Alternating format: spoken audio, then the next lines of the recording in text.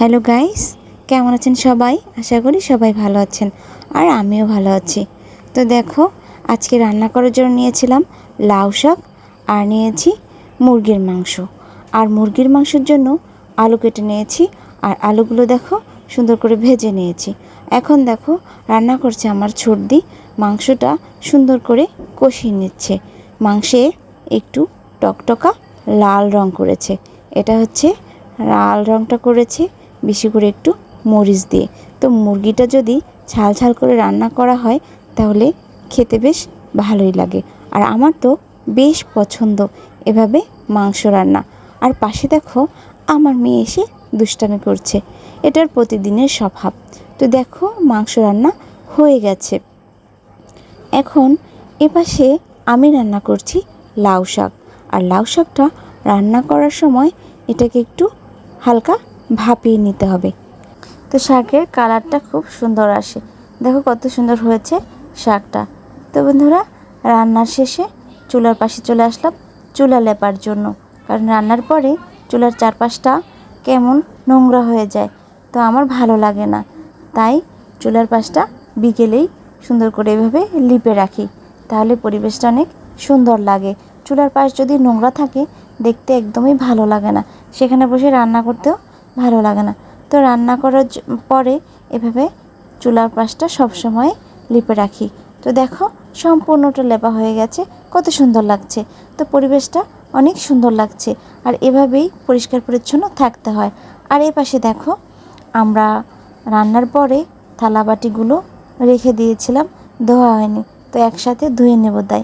তো সব কাজ সেরে দেখো বিকেলবেলা চলে আসলাম ভিডিও করার জন্য, কারণ এটাও হচ্ছে আমার একটা অন্যতম কাজ। কারণ ফেসবুক প্ল্যাটফর্মে কাজ করতে হলে এভাবে নিজের কাজ করে ভিডিও করতে হয়, কারণ না হলে পরের দিন কি ভিডিও দিব সে নিয়ে চিন্তা করতে হয় এবং পেরে ওঠা যায় না। তো বন্ধুরা, ভিডিও করতে করতে চলে আসলাম দেখো জমিতে।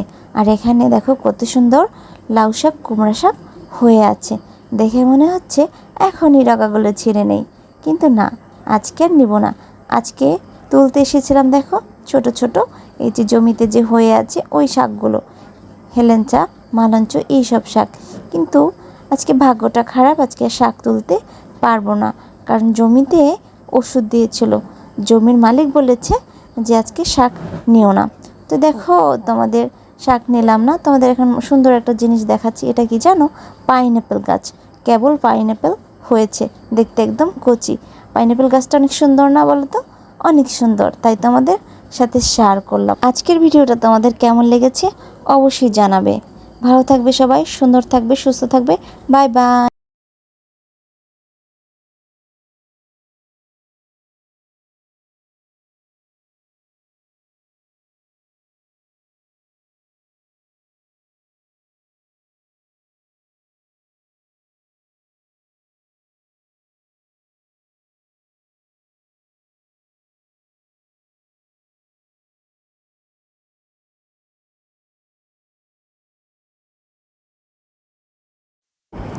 তো দেখো পাইনঅ্যাপেল গাছটা দেখে খুব ভালো লাগছে, তাই তোমাদের দেখাইলাম।